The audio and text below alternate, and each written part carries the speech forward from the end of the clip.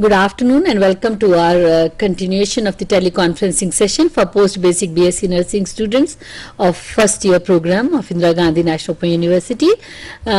We would request our regional directors to kindly give us the attendance of the students. Even though there are no students, please give us some of the calls so that we know that students have not got the information or they are not able to reach. So for the result of students, you have been asking us a question about your results.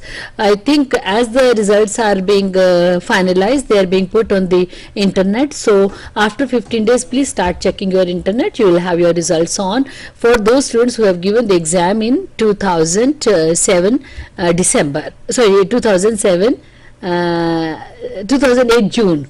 Because this time our Vice Chancellor has seen that by August your result will be up. So just wait for 15-20 days and your results will be there on the internet.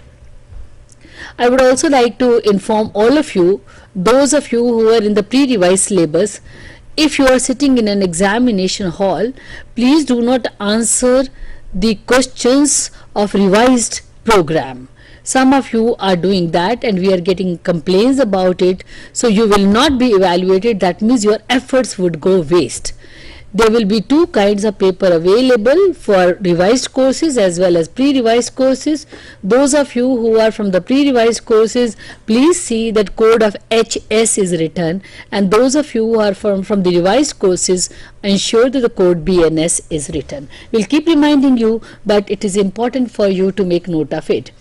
Well, we'll start with our session on educational psychology, which is your BNS 105, and in BNS 105 we have got sociology as well as general psychology and educational psychology. We thought we'll take two very important aspects where sometimes you get quite scared of when we talk about the learning. Learning is not worrying you so much, but it is the theories related to learning or how learning takes place which troubles you. So we thought we'll try to clarify your concepts about what are some of the theorists who talk about learning and how learning takes place. Then we also talk about attitude and how attitudes are developed, attitudes are formed, and what is the important component of an attitude. So with that we have two of our very able experts coming from Delhi. On my extreme right we have Mrs. Annie Kumar, who is a mental health psychiatric nurse specialist working in College of Nursing, Lady Harding Medical College, New Delhi, one of the very senior faculty. And immediately right we have got Mrs. Raminder Kalra, again mental health psychiatric nurse specialist, and they have been, both of them have been our counselors. Both of them are from the University of Delhi. We are very proud to have you. I'm sure students are going to really learn a lot with your experience and your communication skills. Let us start with a simple concept. Maybe we talk about learning and we say that what are the types of learning, because this is what which worries our students. Yeah. So Ravinder, would you like to talk about First what? of all, we'll just Yes, Khanna, please. Yes. Good afternoon, madam. Good afternoon, please. Yes. Good afternoon, madam. This is ARD Pramesh Chand, Yes. from Aarti Khanna. Yes. It is to inform you that we have 10 learners of BSc Nursing Part 1 How nice. attending this teleconference. Oh, good. They were attending in the morning also? Were they there in the morning, 12 to 1 session? Yes, Oh, good. So if they have any question, do facilitate them. Thank you for calling. they have attended. Okay, thank you very much for calling. May I request the other regional directors also to kindly inform us how many students are attending today's teleconference. So we'll start with the concept on of learning and go to what are the different types of learning. Mrs. Kalra, please. thank you. Learning, if we see, it is central to our behavior, everybody's behavior. It is something that right from the time a person is born, the stage which we have reached today, that is the process which has been continuously going through. It is the key process of all behavior, and it also influences our attitude, our emotional experiences, and they are also learned. Anything that brings change in behavior, that is learning.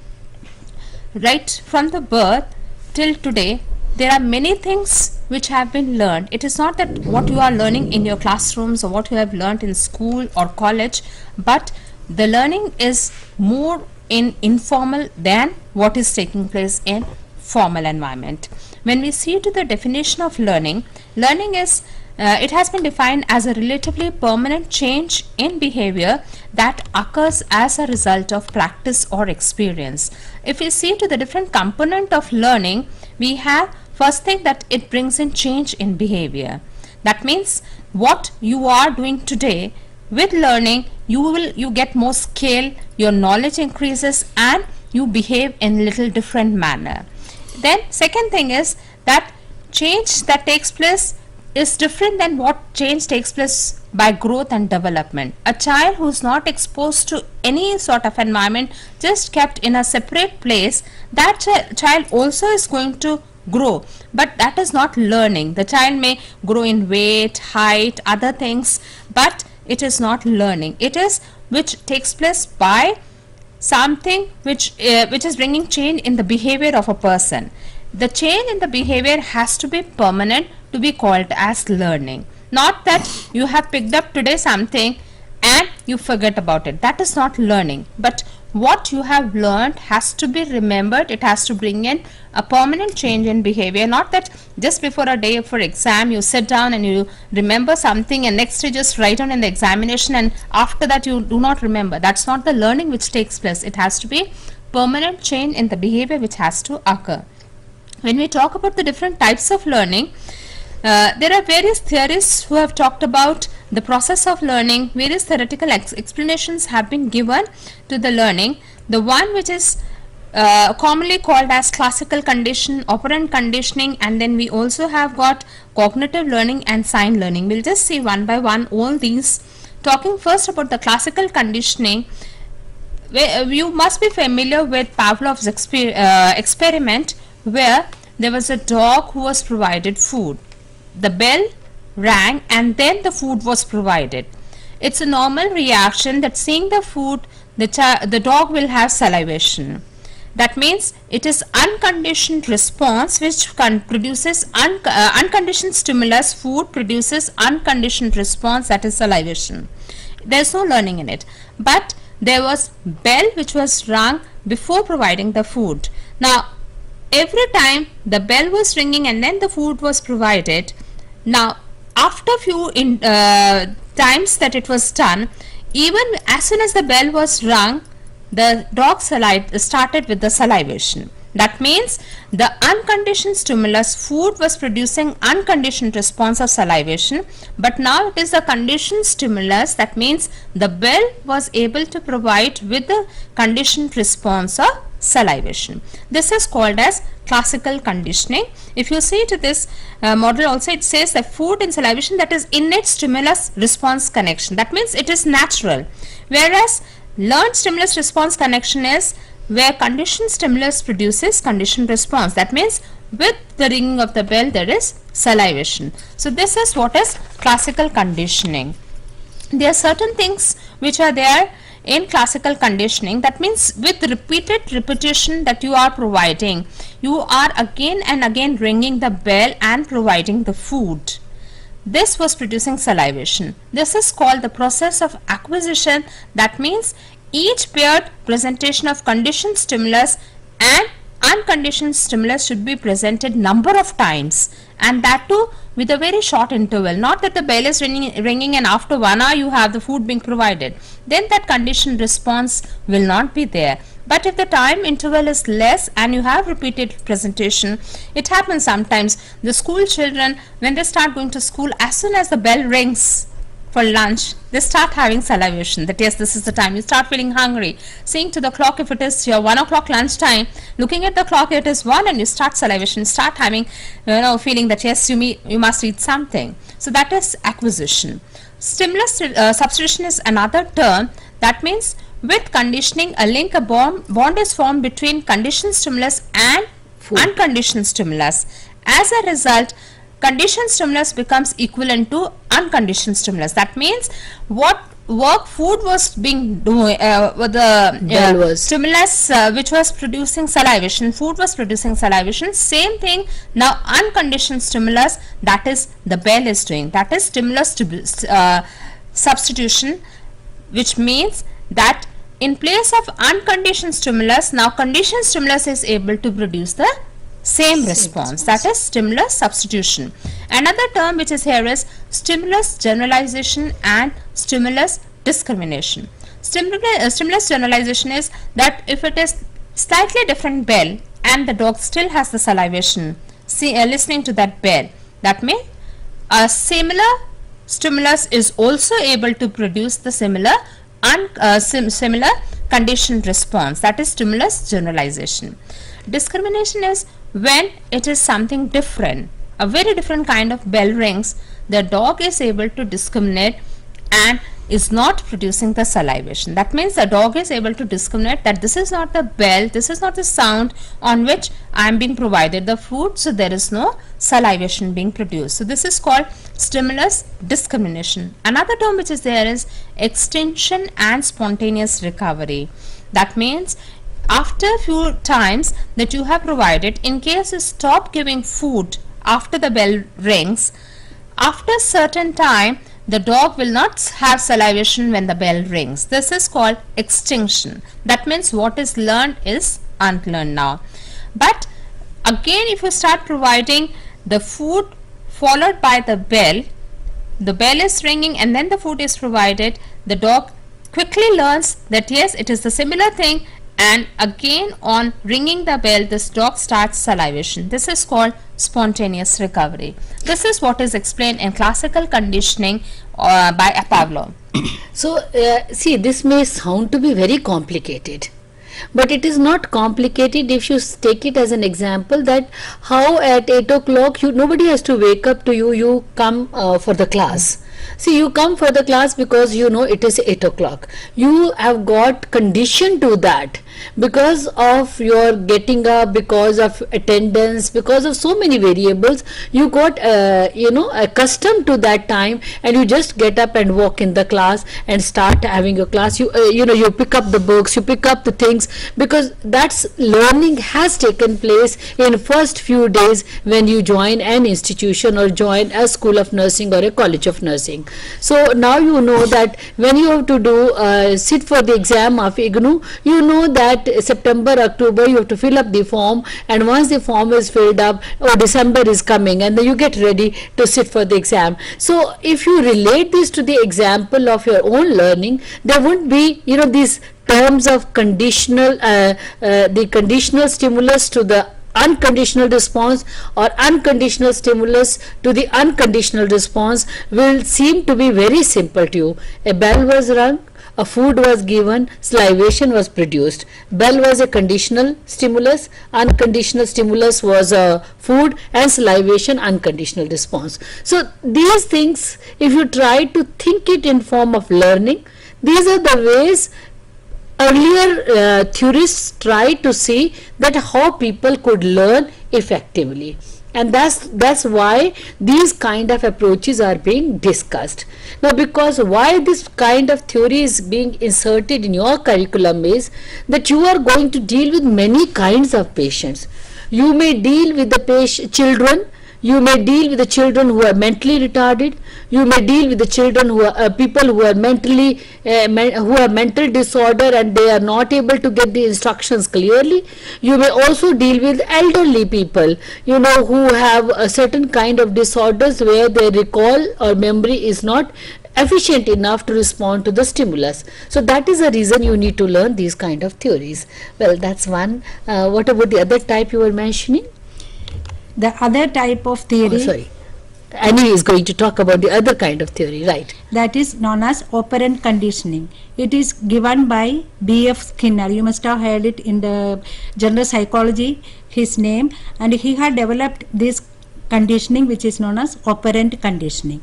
This basically starts with a reinforcement, like positive and negative reinforcement. He says that every event following the behavior will be having a chances of recurrence if it is positively reinforced. If not, it will stop, or it will be completely extincted, as Madam has said. It is also known as instrumental conditioning, because some action or behavior of the learner is instrumental in bringing out the behavior.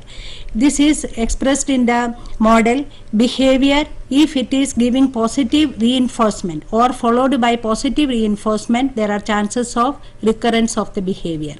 And if the behavior is negatively reinforced, or no reward is given or punishment is given, then the behavior disappears. So this is used in many occasions, like this is used in the training of animals, training of human beings, and behaving with the children also.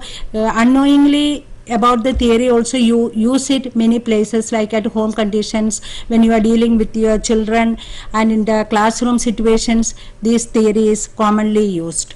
Regarding reinforcement, there are two types of reinforcement, that is positive reinforcement and negative reinforcement. Positive reinforcement are of again two types, like primary and secondary. Primary means material rewards, like sweets. If you are telling your child, you display one good behavior, then you will be rewarded. Like if you do your homework before 6 o'clock, you will be sent to play. This is one way of giving positive reinforcement. Then negative, in the sense you can say, if you will not do the homework, you will not be allowed to play, or you will not be allowed to do the you watch the TV or some kind, or I will not give you something which the child is very fond of. So this way you are giving the primary reinforcement.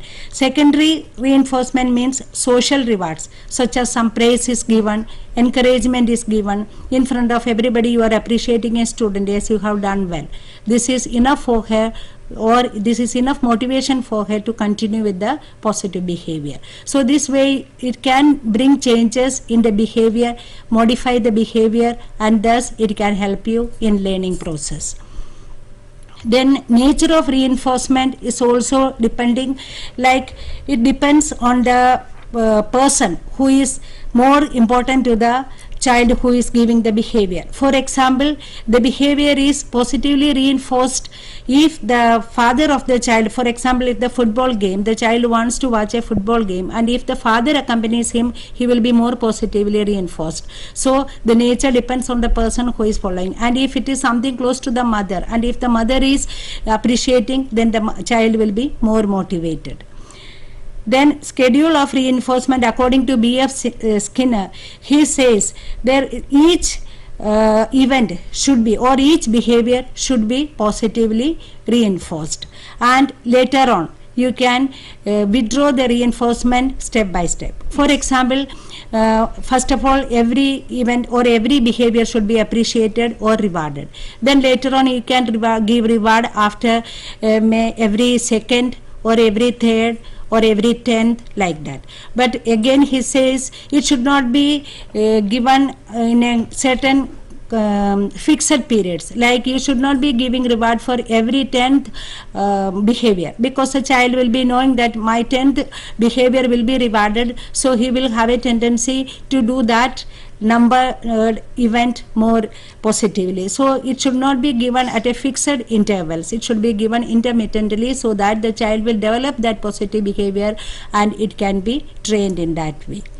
Coming to punishment, it is negative reinforcement. There are different types of negative reinforcement, like physically giving punishment to the child, or depriving the person from something which he is very fond of, or not giving the reward to others. So these are the different types of reinforcement by which behavior can be modified, learning can be instituted. And punishment will be one of the behavior by one of the approach which is used to see that the negative knowledge, negative behavior of the child or individual is reduced or extincted. That could be one of the factors. Now you talked about operant conditioning, and Mrs. Kalra talked about conditioning. How would you differentiate both from the learning point of view, Annie? Okay, there are so many differences between the classical conditioning and operant conditioning. For example, UCS is given irrespective of the organism's behavior. That is, the unconditional stimulus is given. Whether the behavior is positively displayed or negatively displayed, it is given in the classical conditioning.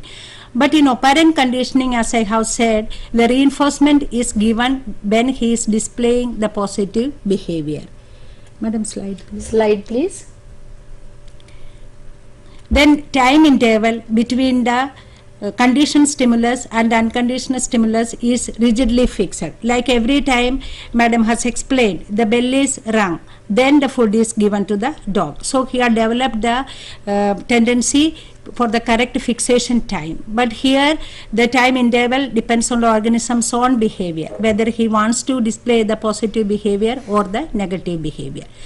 Responses involuntarily medicated by automatic nervous system like eye blink. But in the case of operant conditioning, responses are under voluntary control, mediated by the central nervous system. Then the unconditional stimulus occurs without regard to the subject's behavior, whether he is giving the positive behavior or the negative behavior, the unconditional stimulus occurs. But here, where the reward is given only on the correct response of the person. Whether he is giving the correct response, then only the reward is given, otherwise negatively it is reinforced.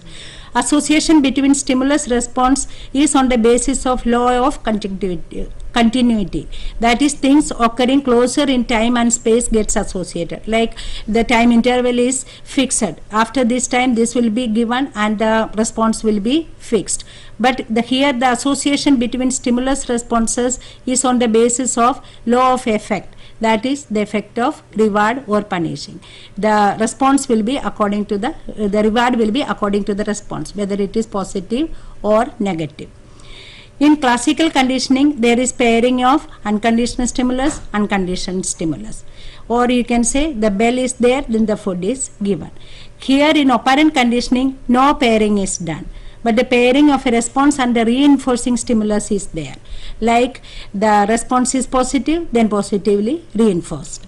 And if the behavior is not acceptable, then the person is not given something or not rewarded, only punishment or negatively reinforced. Then the reinforcement comes first as food is presented, then reinforcement comes first as food is presented first to elicit the response. It means the food is presented first, then the food is removed and the response is observed. But in operant conditioning, reinforcement is provided after the response is made by the organism. So you cannot elicit the response from the person. Next, we present the unconditioned stimulus regardless of whether the conditioned response occurs or not. The bell is rung, whether the dog salivates or not. But here in operant conditioning, when only the desired response is getting, then only you give the reward or punishment. In classical conditioning, stress is laid on time control. There is very much importance is given to the time control. After every production of the food, the same time the bell will be rung and the response will be given at the same time. But here in operant conditioning, place of motivation and reward is stressed. How far the person is motivated to recur the behavior, then the reward is stressed.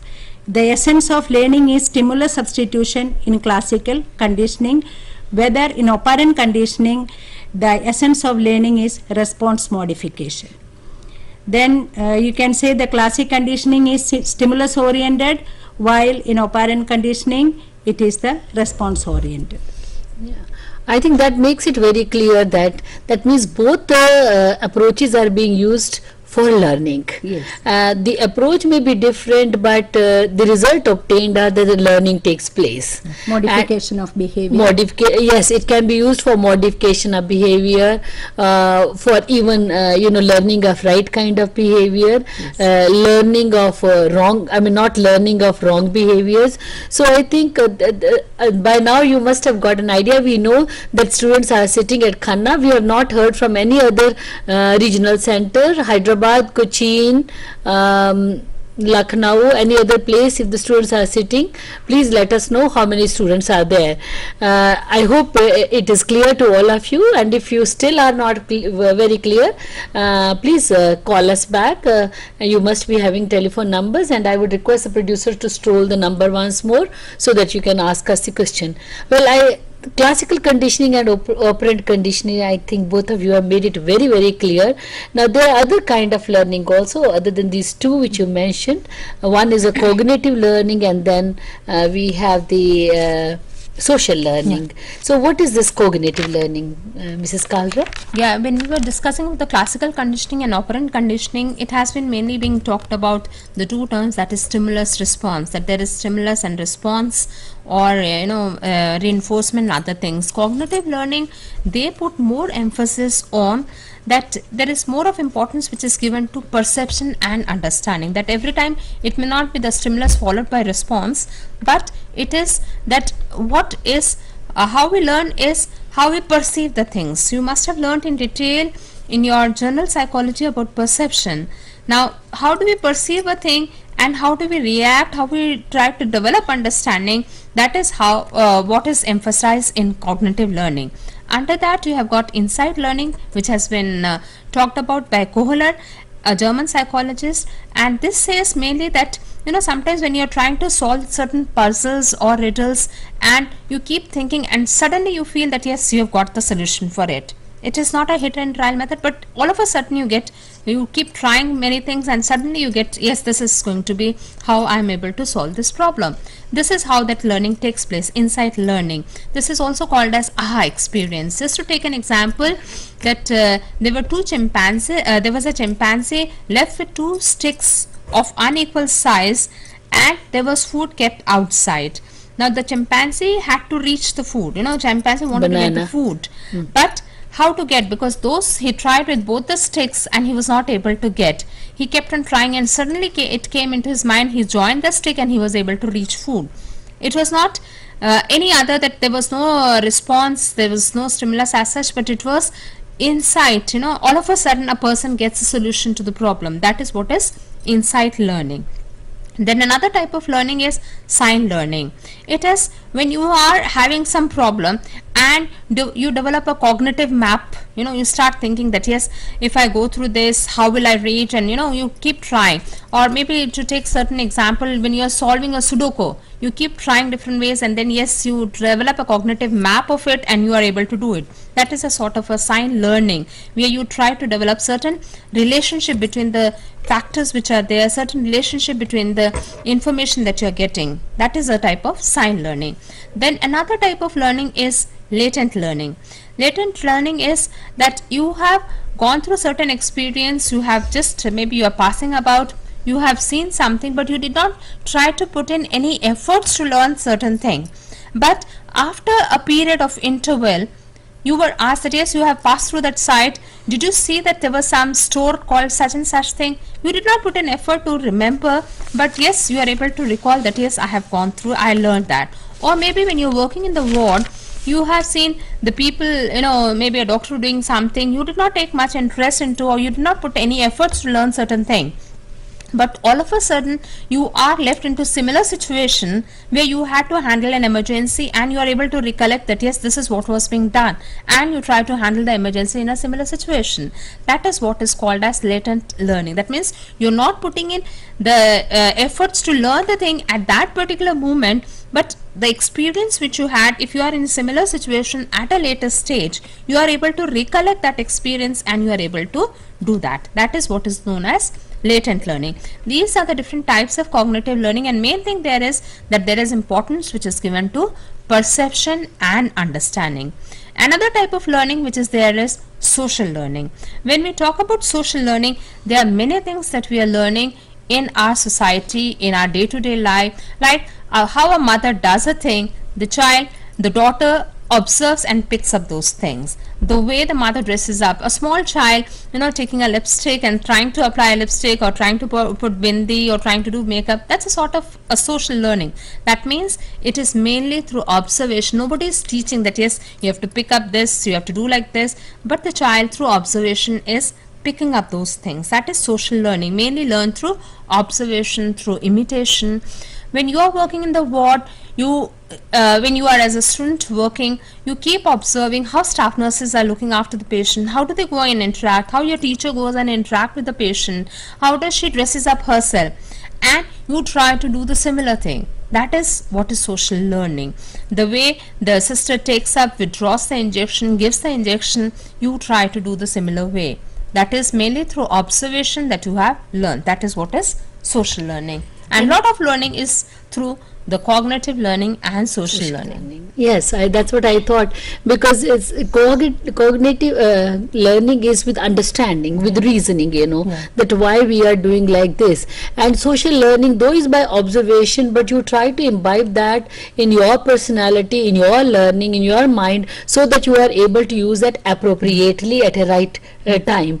And so we know that there are various ways to learn, or various types of learning, and in that we talked about classical conditioning, we talked about operant conditioning, cognitive learning, and social learning. So social learning and cognitive learning is the one where you in a nursing situation, or for that matter in any situation, you will find lot of knowledge you have gained by these two ways. Whatever methods may be there, but we need to make learning very effective. What are the ways Annie, we can make the learning effective? Learning effectively is a skill in itself. There are certain steps you can follow, or certain ways you can follow. Automatically you must be following all these ways without knowing that these are the steps. First of all, definite goal. You should have a definite goal, and you will be motivated towards reaching the goal. Like in the general psychology, you have studied to reach the goal, and you have to have a certain motivation. So the motivation is to study, and there should be a goal so that you will be reaching to the definite goal. Secondly, there will be knowledge of results or psychological feedback. It means there should be frequent and regular review of the amount of progress you are making. For example, there are certain tests in between, there are certain performance evaluation by which you are knowing that yes, you are there to reach the goal, and you are evaluated in between, you are given promotions, or you are given some kind of encouragements to show that yes, you are there to reach the goal. Then there will be distribution of practice periods. It is seen that shorter practice periods are more economical than longer periods.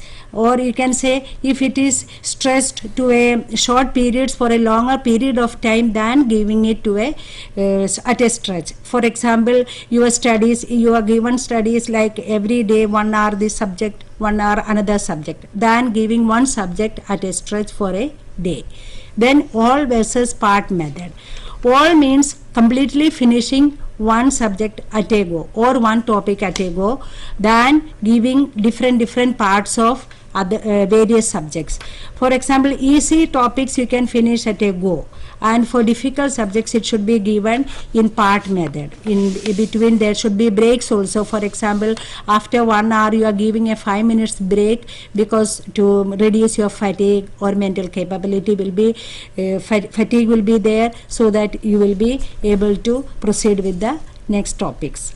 Then logical learning. Logical learning means like a cognitive learning, understanding and studying, than just remembering the verses. Like you have to understand and you can give it in your own words than saying in the same words which is given in the book. So these also there are other ways like repeated studying, like the same topic you can repeatedly rehearse and you can overlearn. So these are the things which makes you learn very effectively. I think this applies to any kind of learning, but all the more so because you all are adult learners, and at times you feel, mostly when you all ring up and you say, I'm 50 years old, I'm 60 years old, and I'm studying.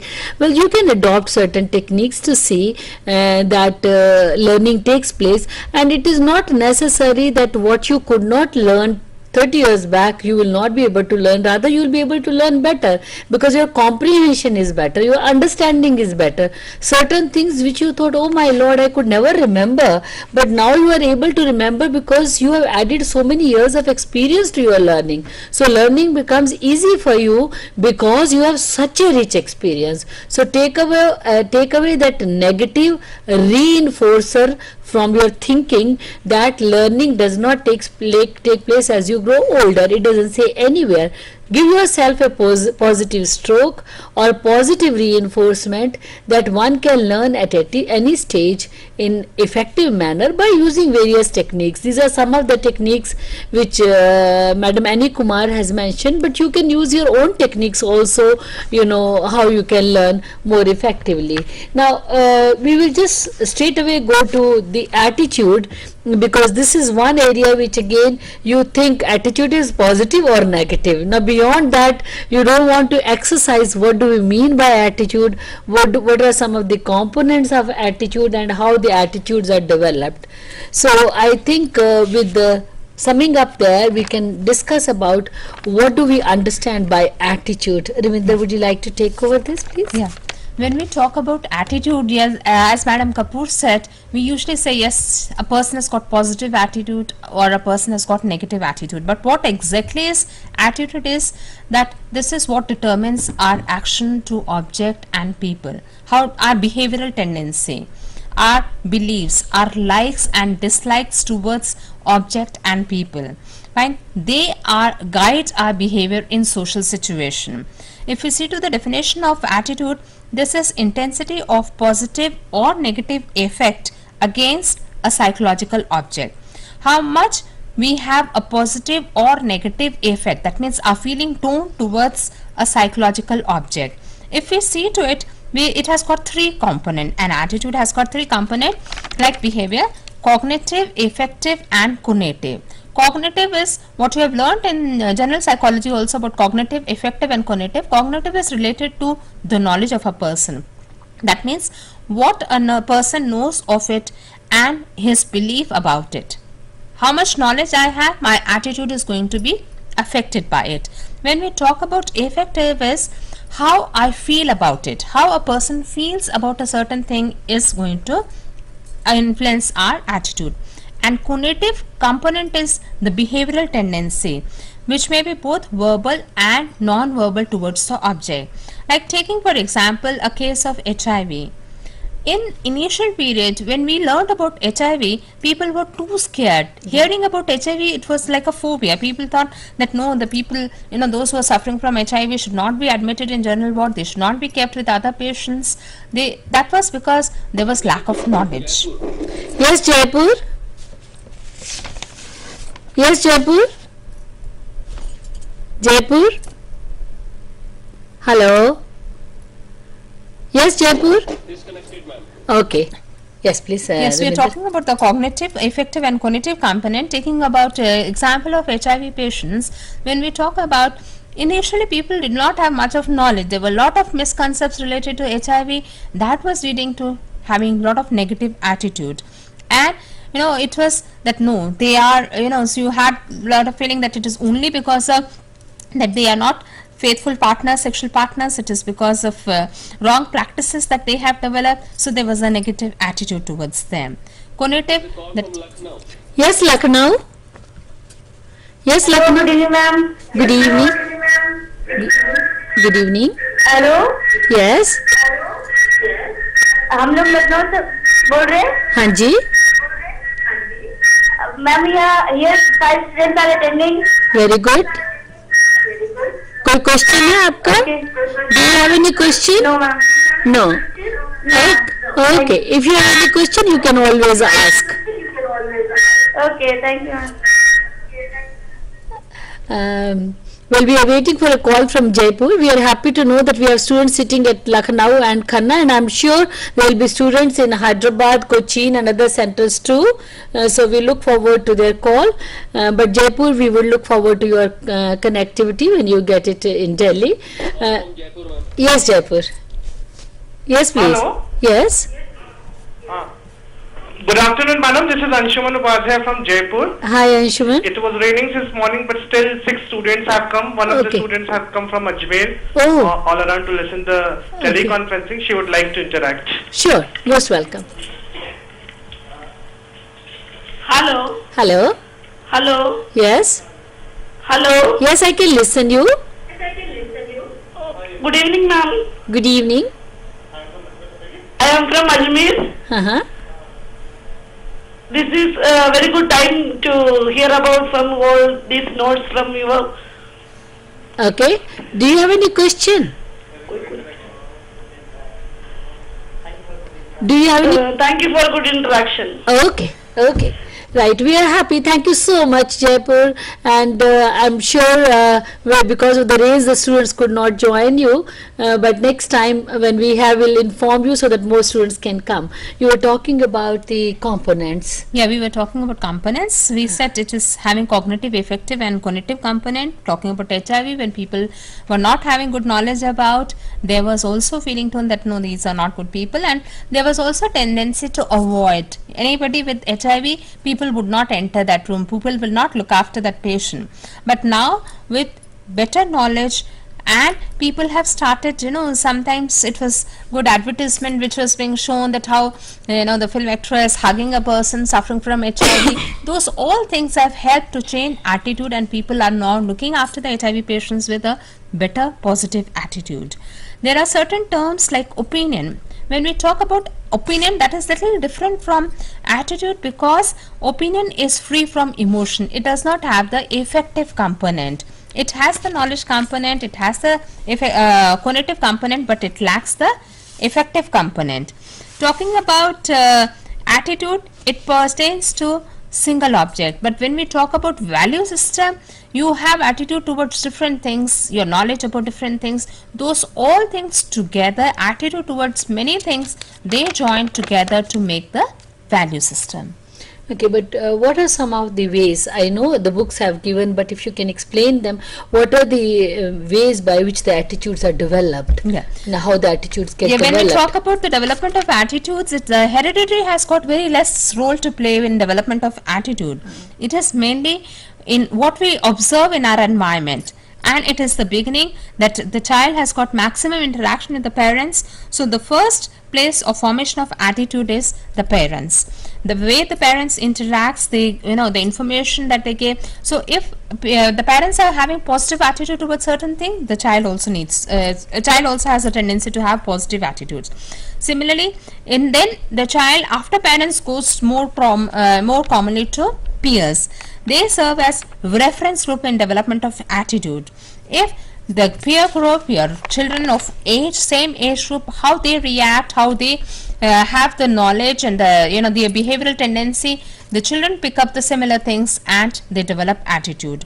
Then what we were learning about conditioning, classical conditioning, instrumental conditioning, that means reinforcement, and the classical conditioning, they also help to form the attitude. And many times attitudes are formed by balance. That means people develop attitude that are harmonious with other existing sentimental relationship. That means you to be able to adjust, to be able to maintain balance in the environment where you are existing, a person develops attitude to maintain that balance. And I think as the time is running, but we have seen that the attitudes do get developed, do get reinforced. So we need to see that what are those negative things which we should not incorporate in our character, especially when we are looking after the patients, looking after people who are dependent medically and therapeutically on the nursing and the health team members, and try to improve on it. And attitudes can be modified.